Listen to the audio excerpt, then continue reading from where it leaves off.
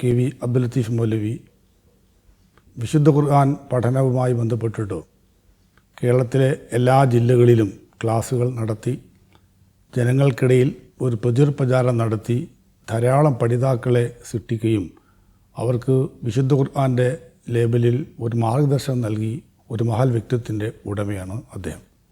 നോമ്പ് വിശുദ്ധിയിലേക്കെന്നാണല്ലോ നമ്മുടെ വിഷയം. ഈ നിർബന്ധമായ ഈ നോമ്പ് വിശുദ്ധ ഖുർആനിലൂടെ മുസ്ലിമീങ്ങൾക്ക് മാത്രമാണോ അതോ എല്ലാ മതസ്ഥർക്കും ഈ നോമ്പുമായി ബന്ധപ്പെട്ടുള്ള പരിചയപ്പെടുത്തൽ പ്രപഞ്ചത്തിൻ്റെ നാഥൻ നൽകിയിട്ടുണ്ടോ? തീർച്ചയായിട്ടും. വിശുദ്ധ വ്രതം ഇസ്ലാമിക സമൂഹത്തിന് മാത്രം നിർബന്ധമാക്കപ്പെട്ടതല്ല. വിശുദ്ധ ഖുർആനിൽ സൂറത്തുൽ ബഖറ എന്നൊരധ്യായമുണ്ട്. അതിൽ അല്ലാഹു ഖുർആനിൽ പറയുന്നത് കുത്തിബാലൈക്കും സിയാം, യാ അയ്യുഹല്ലദീനാമനു വിശ്വസിച്ചവരെ കുത്തിബാലൈക്കും സിയാം, വിശ്വസിച്ചവരായ മുസ്ലിങ്ങൾക്ക് നോമ്പ് നിർബന്ധമാണ്. എങ്ങനെ? കുത്തിബാലൈക്കും സിയാം കമാ കുത്തിബാലല്ലദീന മിൻ ഖബലിക്കും, നിങ്ങൾക്ക് മുമ്പ് വന്ന മുഴുവൻ സമൂഹത്തിലും, അത് ഹൈന്ദവരാവാം, ക്രൈസ്തവരാവാം, ബുദ്ധരാവാം, ജൈനരാവാം, എല്ലാ മതവിഭാഗങ്ങളിലുമുള്ള ആളുകൾക്ക് നിർബന്ധമാക്കപ്പെട്ടതുപോലെയാണ് ഖുർആൻ പറയുന്നത്. അല്ലാതെ മുസ്ലിങ്ങൾക്ക് മാത്രമുള്ളതല്ല റമളാൻ. വ്രതം എല്ലാ സമൂഹത്തിലുണ്ടെന്ന് നമുക്കറിയാം. ഇപ്പം ഏകാദശി, കർക്കിടം, തിരുവാതിര, ഈ നോമ്പുകളൊക്കെ അനുഷ്ഠിക്കുന്ന സമൂഹമാരാന്ന് നമുക്കറിയാം. വ്രതം പുണ്യകർമ്മമായിട്ട് എല്ലാ മതത്തിലും അനുശാസിക്കപ്പെട്ടിട്ടുണ്ട്. പിന്നെ ജൈനമതത്തിലുള്ള ആളുകൾ 40 ദിവസത്തെ നോമ്പുണ്ട്, ത്യാഗത്തിൻ്റെ സ്മരണയായി. അതുപോലെ മൂസാ നബി അലൈഹി സ്വലാത്തു വസ്സലാമിൻ്റെ ജനത ജൂത സമൂഹം, അവർക്കും നോമ്പ് നിർബന്ധമാക്കപ്പെട്ടിട്ടുണ്ട്. അവർ ഈ മൂസാ നബി വേദഗ്രന്ഥം ഏറ്റുവാങ്ങുന്നതിന് വേണ്ടി അള്ളാഹുവിലേക്ക് യാത്രയായ സമയത്തെ അതിനനുസ്മരിച്ചുകൊണ്ട് അതിന് നന്ദിയായിക്കൊണ്ട് അവർക്കും നോമ്പുണ്ട്. അപ്പം ക്രൈസ്തവ സമൂഹത്തിലും നോമ്പുണ്ട്, ഹൈന്ദവ സമൂഹത്തിലുണ്ട്. അങ്ങനെ മനുഷ്യരായി പിറന്ന എല്ലാ വിഭാഗം ആളുകൾക്കും വ്രതം അനുശാസിക്കപ്പെട്ടിട്ടുണ്ട്. വിശുദ്ധ ഖുർആനിൽ ഏത് കാലത്താണ് വിശുദ്ധ നോമ്പ്, അതായത് വ്രതം എന്ന് പറയും, നിർബന്ധമാക്കി സൃഷ്ടാവ് നൽകിയത്? നബി സല്ലല്ലാഹു അലൈഹി വസല്ലമയുടെ ഹിജ്റ 2-ാം വർഷം ആണ് നോമ്പ് നിർബന്ധമാക്കപ്പെട്ടത്. അതിനു മുമ്പ് നോമ്പ് ഇസ്ലാം നിർബന്ധമാക്കിയില്ല. പക്ഷേ ഇസ്ലാം നിർബന്ധമാക്കപ്പെട്ടത് ഹിജ്റ 2-ാം വർഷം, അഥവാ നബിയുടെ 53 വയസ്സിലാണ് നബി മക്കയിൽ നിന്ന് മദീനയിലേക്ക് ഹിജ്റ പോകുന്നത്. അപ്പോൾ ഹിജ്റ 2-ാം വർഷം എന്ന് പറയുമ്പോൾ നബിയുടെ 55-ാമത്തെ വയസ്സിലാണ് നോമ്പ് അള്ളാഹു നിർബന്ധമാക്കുന്നത്. എന്താണ് സാർ നോമ്പിന് ലക്ഷ്യമായിട്ട് ഉദ്ദേശിക്കുന്നത്? മനുഷ്യൻ പ്രാപിക്കേണ്ടുന്ന വിശുദ്ധിയുടെ പാരമ്യതയിലേക്ക് മനുഷ്യനെ നയിക്കുകയാണ് വ്രതം. എന്ന് പറഞ്ഞാൽ വ്രതം അനുഷ്ഠിക്കുന്ന ഒരു വ്യക്തി ഉള്ളും പുറവും ഒരുപോലെ പരിശുദ്ധമാവണം. വെറുതെ അന്നപാനീയങ്ങൾ പ്രഭാതം മുതൽ പ്രദോഷം വരെ ഒഴിവാക്കിയത് കൊണ്ട് ഒരു വ്യക്തിയും നോമ്പനുഷ്ഠിക്കുന്നവനാകുന്നില്ല, ഒരു സമൂഹത്തിലുമല്ല. നോമ്പ് കൊണ്ട് എന്തെല്ലാം വിശുദ്ധിയും സംശുദ്ധിയും ഉണ്ടാവേണ്ടതുണ്ടോ, അകവും പുറവും എത്രമാത്രം വിശുദ്ധമാവേണ്ടതുണ്ടോ അതെല്ലാം വിശുദ്ധമായെങ്കിൽ മാത്രമേ വ്രതം എന്ന് ഇസ്ലാമിൽ പറയുള്ളൂ. അതല്ലാണ്ട് സാധാരണഗതിയിൽ പല ആവശ്യങ്ങൾക്കും വേണ്ടി ആളുകൾ സമരരിക്കുന്നവർ വരെ നമ്മൾ കാണാറുണ്ട്, ഭക്ഷണപാനീയങ്ങൾ ഒഴിവാക്കുന്നത്. അതുപോലല്ലത്. ഇത് ഉള്ളും പുറവും. മനുഷ്യൻ എന്ന് പറഞ്ഞാൽ നമുക്കറിയാം, എന്നിലും നിങ്ങളിലൊക്കെ ഒരു മൃഗമുണ്ട്, അതെപ്പോൾ വേണമെങ്കിലും ഉണരും സാഹചര്യത്തിന് അനുസരിച്ച്, അല്ലേ? ഇപ്പോൾ നമ്മൾ സാധാരണ വ്രതമനുഷ്ഠിച്ചൊരു വ്യക്തി തിന്മയെക്കുറിച്ച് ചിന്തിക്കുന്ന പോലുമില്ല. തിന്മ ചെയ്യാനുള്ള സാഹചര്യങ്ങൾ ഉണ്ടായാൽ ഒരു നോമ്പുകാരൻ ഒരിക്കലും ആ തിന്മയെക്കുറിച്ച് ചിന്തിക്കാൻ കഴിയില്ല. അത്രമാത്രം ഒരു മനുഷ്യൻ പ്രാപിക്കേണ്ട വിശുദ്ധിയുടെ ഏറ്റവും ഉന്നതമായ ചവിട്ടുപടിയിലേക്ക് കയറിപ്പോകാനുള്ള ഏറ്റവും മനോഹരമായ ആരാധനാകർമ്മമാണ് ഇബാദത്ത്. നോമ്പിൻ്റെ ലക്ഷ്യം എന്താണ്? ലഅല്ലക്കും തത്തക്കൂൻ, നിങ്ങൾ വിശുദ്ധരായി ജീവിക്കാൻ വേണ്ടി. അതാണ് നോമ്പിൻ്റെ ലക്ഷ്യം. തഖ്വയുള്ളവരായി. തഖ്വ എന്ന് പറഞ്ഞാൽ നമ്മൾ അള്ളാഹുവിൻ്റെ കൽപ്പനകൾ ജീവിതത്തിൽ പകർത്തുകയും, ആയിരക്കണക്കിന് കൽപ്പനകൾ വേദഗ്രന്ഥങ്ങളിലുണ്ട്, ആ കൽപ്പനകൾ ജീവിതത്തിൽ പകർത്തുകയും, എന്തെല്ലാം നിരോധനങ്ങൾ വേദഗ്രന്ഥങ്ങളുണ്ടോ ആ നിരോധനങ്ങളെല്ലാം ജീവിതത്തിൽ നിന്ന് വെടിയുകയും ചെയ്യുന്നതിനാണ് തഖ്വ എന്ന് പറയുക. ആ തഖ്വ ഉണ്ടാക്കാനുള്ള പരിശീലന കളരിയാണ് നോമ്പ്. അപ്പോൾ ആർക്കൊക്കെയാണ് ഈ നോമ്പ് നിർബന്ധമായത്? അതിന് വല്ല ഇളവുകളും വിശുദ്ധ ഖുർആനിലൂടെ കൽപ്പിക്കപ്പെട്ടിട്ടുണ്ടോ? ഖുർആൻ പറയുന്നത് ഷഹ്റു റമദാനില്ലദീ ഉൻസില ഫീഹിൽ ഖുർആൻ റമലാൻ മാസത്തിലാണ് ഇറക്കപ്പെട്ടത്. ഫമൻ ഷഹീദ മിൻകുമു ഷഹർ, ഈ മാസം ആരെങ്കിലും ജീവിച്ചിരിപ്പുണ്ടെങ്കിൽ ഫൽ യസുംഹു, ഒരു നോമ്പ് വെക്കണം. എന്നാൽ ഇളവ് അനുവദിക്കപ്പെട്ടിരിക്കുന്നത് ഗർഭിണികൾ, മുലയൂട്ടുന്ന സ്ത്രീകൾ, അവർക്കൊക്കെ, യാത്രക്കാർ, രോഗികൾ, അവർക്കൊക്കെ നോമ്പിൽ ഇളവ് ഉണ്ട്. അവർക്ക് ഫഇദ്ദത്തുമിൻ അയ്യാമിൻ ഉഖർന, മറ്റൊരു ദിവസം നോമ്പ് അനുഷ്ഠിക്കണമെന്നാണോ? അല്ലാതെ പ്രായശ്ചിത്തമായിട്ട് വല്ലതും ഉണ്ടോ? അത് പ്രായശ്ചിത്തമായി കൊടുക്കുന്നത് 500 ഗ്രാം ഭക്ഷണം, ധാന്യം, അതായത് ഭക്ഷണമായിട്ടുള്ള പാവങ്ങൾക്ക് കൊടുക്കണം. അത് ഖുർആൻ പറയുന്നുണ്ട്. വാലല്ലദീന യുത്തീഖൂനഹു ഫിദിയത്തുൻ തആമു മിസ്കീൻ, ഒരു മിസ്കീൻ, ഒരു പാവപ്പെട്ടവന് ഒരു ദിവസത്തെ നോമ്പിന് 500 ഗ്രാം ഫിദിയ ഭക്ഷണമായി തന്നെ കൊടുക്കണം. അരിയായിട്ട് കൊടുത്താൽ പോരാ, അരിയായിട്ട് കൊടുത്താൽ പോരാ, ഭക്ഷണമായി കൊടുക്കണം. താമ് എന്ന് പറഞ്ഞാൽ ഭക്ഷണം, അരി എന്നല്ല. താമ് മിസ്കീൻ എന്ന് പറഞ്ഞാൽ സാധുക്കൾക്കുള്ള ഭക്ഷണം. അത് ഒരു ദിവസത്തെ നോമ്പിന്. അത് ആർക്ക് ഒരു കാലത്തും ഇനി നോമ്പ് നോറ്റ് വീട്ടാൻ കഴിയില്ല, അവരാണ്. നേരെ മറിച്ച് നോറ്റ് വീട്ടാൻ ആരോഗ്യപരമായി കഴിവുണ്ട്, ഇപ്പോൾ സാധ്യമല്ല, ഈ മാസം സാധ്യമല്ല. എന്നാൽ ഈ മാസം കഴിയുമ്പോഴേക്കും റിക്കവറി ആവും, രോഗം റിക്കവറി ആവുമെങ്കിൽ അയാൾക്ക് എന്ത് ചെയ്യാം? ഫഇദ്ദത്തുമിൻ അയ്യാമിൻ ഉഖർ, മറ്റൊരു ദിവസം നോറ്റ് വീട്ടാം. പക്ഷേ അടുത്ത നോമ്പ് നടക്കണ്ടേ? നോമ്പിനിടയിൽ നടക്കണ്ടേ കാര്യങ്ങൾ? സാധാരണ നമ്മൾ റമദാൻ കഴിഞ്ഞാൽ ഷവ്വാൽ വരുമല്ലോ, ഷവ്വാലിനല്ല തുടങ്ങാലോ. അടുത്ത നോമ്പ് വരെ കാത്തിക്കേണ്ട ആവശ്യമില്ല. കാരണം അടുത്ത നോമ്പ് വരെ ഇയാൾ ജീവിച്ചിരിപ്പുള്ള എന്ത് ഉറപ്പുണ്ടാവില്ല. അപ്പോൾ അതുകൊണ്ട് അദ്ദേഹം അടുത്ത മാസം തന്നെ നിറവേറ്റുന്നതാണ് ഏറ്റവും നല്ല ബാധ്യത. ഈ പ്രാർത്ഥന അഥവാ നോമ്പ് കൊണ്ട് നമുക്ക് മനുഷ്യർക്കുണ്ടാവുന്ന ആത്മീയ ചൈതന്യം എന്താണ്? നോമ്പനുഷ്ഠിക്കുന്ന വ്യക്തിക്കുണ്ടാവേണ്ടുന്ന ഏറ്റവും വലിയ പരിശുദ്ധി, അതാണ് അതിൻ്റെ ആത്മീയ ഇത്. അതുകൊണ്ട് റസൂൽ എന്താ പറഞ്ഞാലോ, മൻ സാമ റമലാനൻ ഈമാനൻ വഹ്തിസാബൻ ഊഫിറ ലഹു മാ തഖദ്ദമ മിൻ ദൻബി. ഒരു മനുഷ്യൻ അചഞ്ചലമായ വിശ്വാസം, ഇതെൻ്റെ റബ്ബിൻ്റെ അടുത്ത് എനിക്ക് പ്രതിഫലം കിട്ടണം, ഞാൻ മരണാനന്തരം അള്ളാഹുവിൻ്റെ സ്വർഗപ്രവേശനം എനിക്ക് ലഭ്യമാകണം എന്ന ഈമാനോടുകൂടി നോമ്പ് വിൽക്കണം. വെറുതെ പ്രഭാതം മുതൽ പ്രദോഷം വരെ പട്ടിണി കിടന്നിട്ട് കണ്ട സ്ഥലത്ത് ഞാൻ തുപ്പിയിടുന്നതിന് നോമ്പ് അറിയില്ല. സാധാരണ മുസ്ലിങ്ങളിൽ വലിയൊരു സമൂഹം ആളുകൾ നോമ്പ് നോറ്റു എന്ന് അറിയിക്കാൻ വേണ്ടി സകല തലത്തും തുപ്പ് ചെയ്യുക. അതായത് തുപ്പുന്ന എന്താ വെച്ചാൽ ഈ നമ്മളുടെ ഉമിനീരില്ലേ, ഉമിനീര് പോലും തുപ്പിക്കളയണം എന്ന നിയത്തോട്ടാണ്, എന്നതാ ലക്ഷ്യം. പക്ഷെ അങ്ങനെ ഇസ്ലാം പറയുന്നില്ല. കഫം വരുമ്പോൾ ആ തുപ്പുണ്ട്, അതാണ്. അല്ലെങ്കിൽ എന്തെങ്കിലും ഒരു ഭക്ഷണത്തോടുള്ള താല്പര്യം വരുമ്പോൾ വായിൽ വരുന്ന ഉമിനീര്, അതാ തുപ്പുണ്ട്. അല്ലാണ്ട് ഇങ്ങനെ കാണുന്ന വായുള്ള വെള്ളം മുഴുവൻ തുപ്പിക്കളയാൻ ഇസ്ലാം പറയുന്നില്ല. അപ്പോൾ അതുകൊണ്ട് ഈമാനാണ് വേണ്ടത്. ഈമാൻ എന്ന് പറഞ്ഞാൽ അള്ളാഹുള്ള അചഞ്ചലമായ വിശ്വാസം.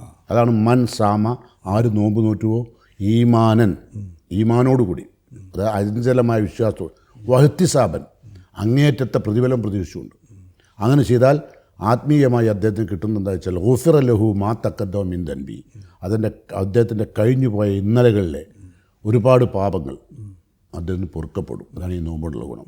അതുകൊണ്ട് തന്നെ ഇപ്പോൾ സാധാരണ ഒരു മനുഷ്യൻ്റെ ജീവിതത്തിൽ ഏറ്റവും മനുഷ്യൻ ആഗ്രഹിക്കുന്ന കാര്യം തൻ്റെ പാപങ്ങൾ പൊറുക്കുകയാണ്. ഒരു യൗവനത്തിലേക്ക് കടന്നു കഴിഞ്ഞാൽ സ്വാഭാവികമായിട്ടും യുവതിയായാലും യുവാവായാലും ഏത് സമൂഹത്തിലുള്ള ആളായാലും പലതരം തിന്മകളുണ്ടാവും. ഒരു ചിന്ത കൊണ്ടാവാം, ആ ചിന്ത ഉടലെടുക്കുമ്പോൾ അത് പ്രാവർത്തികമാക്കുന്നവരാകാം. അങ്ങനെ പല നിലക്കുള്ള അപകടങ്ങളിലേക്ക് ചെന്നപ്പെടുന്നുണ്ട്. ഈ പാപങ്ങളെല്ലാം ഉണ്ടായതുകൊണ്ട് പലരും ഇനി രക്ഷയില്ല, എനിക്ക് രക്ഷപ്പെടാൻ യാതൊരു വഴിയുമില്ല, കാരണം ഞാൻ മദ്യപാനിയാണ്, ഞാൻ വ്യഭിചാരിയാണ്, ഞാൻ മോഷണമാണ്, ഞാൻ വഞ്ചിച്ചെടുത്തിട്ടുണ്ട്. അങ്ങനെ ജീവിതത്തിൻ്റെ പല മേഖലകളിൽ വന്നുപോയ ഒരുപാട് തെറ്റുകൾ, ഈ തെറ്റുകളെല്ലാം റബ്ബിൽ തൻ്റെ സിട്ടാവായ ജഗന്നിയന്താവ് പൊറുക്കപ്പെടാൻ കാരണമാകുന്ന ഏറ്റവും സുപ്രധാനമായ ഇബാദത്താണ് നോമ്പ്. അതാണ് മൻസാമ റമലാന ഈമാനൻ വഹ്തിസാബൻ ഊഫിറ ലഹു മാ തഖദ്ദമ മിൻ ദൻബി, കഴിഞ്ഞു പോയ പാവങ്ങളെല്ലാം പൊറുക്കപ്പെടും. ഇനി റസൂലുള്ള പറയാൻ മൻ അദ്റക സിയാം, ഒരാൾക്ക് ഒരു വർഷത്തെ നോമ്പ് കാലം, ഒരു മാസക്കാലത്തെ റമലാൻ കിട്ടി, എന്നിട്ടും അദ്ദേഹം ഫലം യൂഫർ ലഹു, അതിന് അള്ളാഹു പൊറുക്കപ്പെടും വിധം പരിശുദ്ധമാക്കാൻ കഴിഞ്ഞില്ലെങ്കിൽ അള്ളാഹുവിൻ്റെ കാരുണ്യത്തിൽ നിന്ന് അദ്ദേഹം അകറ്റപ്പെടും. അത് സൂക്ഷിക്കണം. പിന്നെ അങ്ങനെയാണെങ്കിൽ നോമ്പും ഖുർആനും തമ്മിലുള്ള ബന്ധമെന്ത്? ഈ നോമ്പ് അനുഷ്ഠിക്കുന്നതോടുകൂടി അള്ളാഹുവിൻ്റെ കൽപ്പനകൾക്ക് വിധേയമാകാനുള്ള ഏറ്റവും അനുഗ്രഹീതമായൊരു അവസരമാണ്. അപ്പം അദ്ദേഹത്തിൻ്റെ കുടുംബജീവിതം നന്നാവും. അദ്ദേഹം ഭാര്യയോട് ദേഷ്യപ്പെടുന്നവനാണെങ്കിൽ ശുദ്ധനാവും, ഭാര്യ ഭർത്താവിനോട് മോശമായി പെരുമാറുന്നവളാണെങ്കിൽ ശുദ്ധയാവും. ഇതൊന്നും ശുദ്ധമാവാതെ പട്ടിണി കിടന്നുകൊണ്ട് ഖുർആനിലേക്ക് അടുക്കാൻ കഴിയില്ല. ഖുർആനുമായി ബന്ധപ്പെടണമെങ്കിൽ, ഖുർആൻ എന്ന് പറഞ്ഞാൽ എന്താ, ഖുർആൻ അള്ളാഹു തന്നെ പറയുന്നുണ്ട്, ലൗ അൻസൽന ഹാദൽ ഖുർആൻ, ഈ ഖുർആൻ ഇറക്കിയിരുന്നെങ്കിൽ ഇവിടെ അല ജബലിൻ, ഒരു പർവ്വതത്തിനാണ് ഇറക്കുന്നെങ്കിൽ, റഅയ്തു ഖാശിയൻ മുത്തസദ്ദിയൻ മിൻ ഖശിയത്തില്ല, അള്ളാഹുവിനെ ഭയപ്പെട്ടുകൊണ്ട് അതുപോലും എന്തായി പോകും, കെടുകിടവർക്കും. ആ നിലക്കാണ് ഖുർആൻ പറയുന്നത്. അപ്പോൾ അത്രമാത്രം ഉൾക്കൊള്ളാൻ, ഈ ഖുർആൻ ഉൾക്കൊള്ളാനുള്ള പരിശീലന കളരിയാണ് നോമ്പ്. അത് ഉൾക്കൊള്ളാൻ. അപ്പോൾ അത് ഉൾക്കൊള്ളാൻ എന്ന് പറഞ്ഞാൽ അതിലുള്ള നിയമങ്ങളെന്താ, ഓരോ നിയമങ്ങളും പരിശോധിച്ചാൽ മനുഷ്യൻ എന്താ പറയുക, ചിന്തിക്കാൻ കഴിയില്ല. കാരണം നമ്മൾ തൊട്ടിൽ മുതൽ ചുടല വരെ പാലിക്കപ്പെടേണ്ട നിയമങ്ങൾ, ഈ നിയമങ്ങളെല്ലാം പാലിക്കപ്പെടുന്ന ഏറ്റവും വിശുദ്ധനായ, എല്ലാ ലോകത്തിന് മുഴുവൻ ആവശ്യക്കാരനായ, എല്ലാവരുടെയും പ്രശ്നങ്ങൾക്ക് പരിഹാരം കണ്ടെത്തുന്ന, ജഗന്നിയന്താവിനെ മാത്രം ആരാധിക്കുന്ന, അവനെ മാത്രം ഭയപ്പെടുന്ന, അവൻ കാണുമല്ലോ എന്ന ഭയം, അവൻ അറിയുമല്ലോ എന്ന ഭയം, അതൊക്കെ ഉള്ളൊരു മനുഷ്യൻ്റെ ജീവിതത്തിൽ ഉണ്ടാകുന്ന ഏറ്റവും സുപ്രധാനമായ ഒരു കർമ്മമാണ് നോമ്പ്. അങ്ങനെ നോമ്പനുഷ്ഠിക്കുമ്പോൾ അയാൾ അടിമുടി വിശുദ്ധനാവും. അടിമുടി സാമ്പത്തിക രംഗം, കുടുംബരംഗം, സാമൂഹ്യ രംഗം, രാഷ്ട്രീയ രംഗം, എവിടെല്ലാം വിശുദ്ധി പാലിക്കേണ്ടതുണ്ടോ അവിടെയെല്ലാം ഈ വിശുദ്ധ ഖുർആൻ സന്ദേശങ്ങൾ നൽകി. നിങ്ങൾ കച്ചവടം ചെയ്യുകയാണെങ്കിൽ ആ കച്ചവടക്കാരൻ നോമ്പിന് മാത്രമല്ല വിശുദ്ധനാവേണ്ടത്. ഖുർആൻ എന്താ പറഞ്ഞത്, വൈലുല്ലിൽ മുത്തഫിഫീൻ, അളവും തൂക്കവും കുറക്കുന്നവന് നരകമുണ്ട്. അപ്പോൾ ഈ ഖുർആൻ ഈ ഒരൊറ്റ ആയത്ത്, ഒരു ഒറ്റ വിഷയം അത് മാത്രം ഉൾക്കൊണ്ട് കച്ചവടക്കാരൻ നാട്ടിലുണ്ടെങ്കിൽ ഉണ്ടാവും, അയാളുടെ സ്ഥാപനം എങ്ങനെ ഉണ്ടാവും?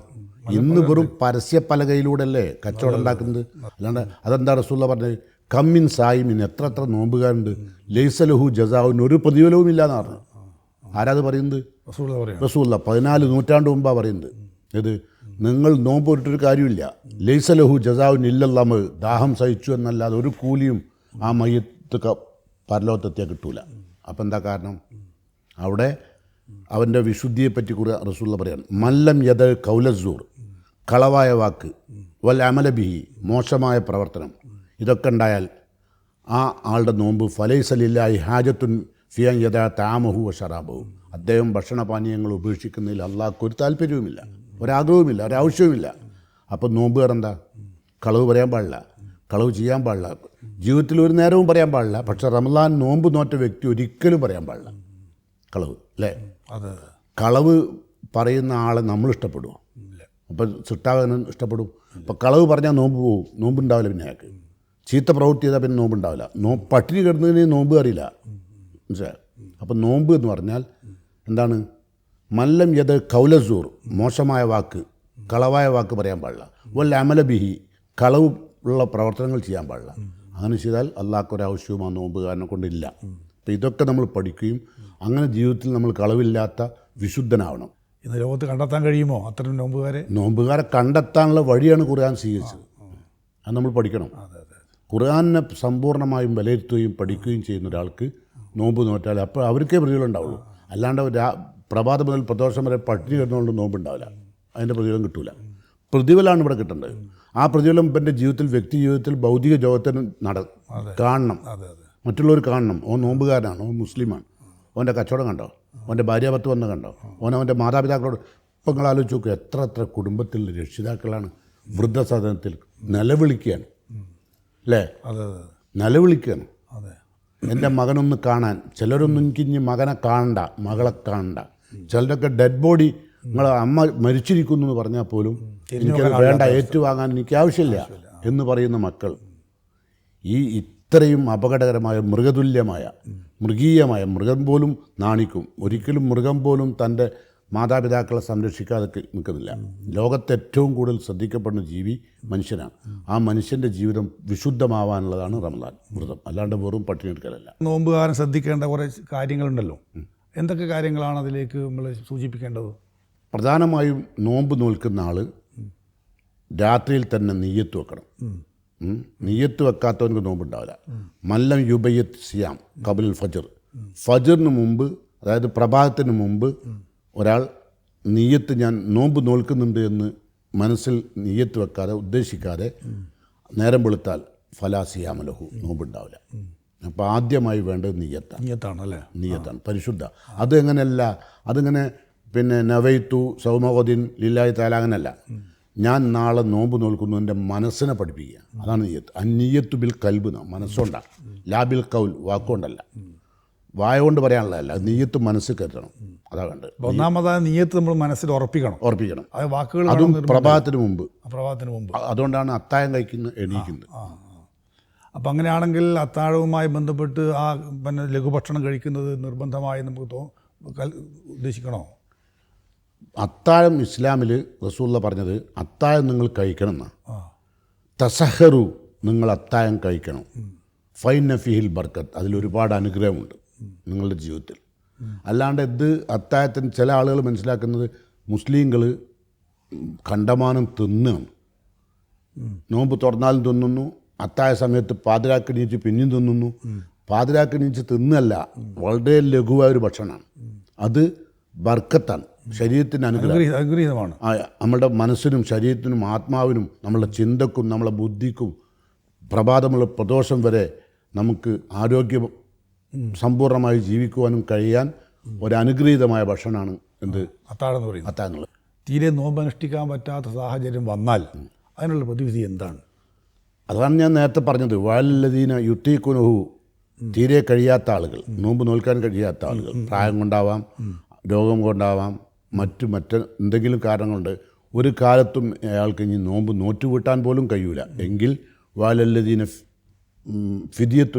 ഒരു ഫിദിയ കൊടുക്കണമെന്നുള്ള. അപ്പോൾ ഫിദിയ കൊടുക്കൽ ബാധ്യതയാവും. ഫിദിയ എന്ന് പറഞ്ഞാൽ 500 ഗ്രാമുള്ള ഭക്ഷണം കൊടുക്കുന്നതാണ്.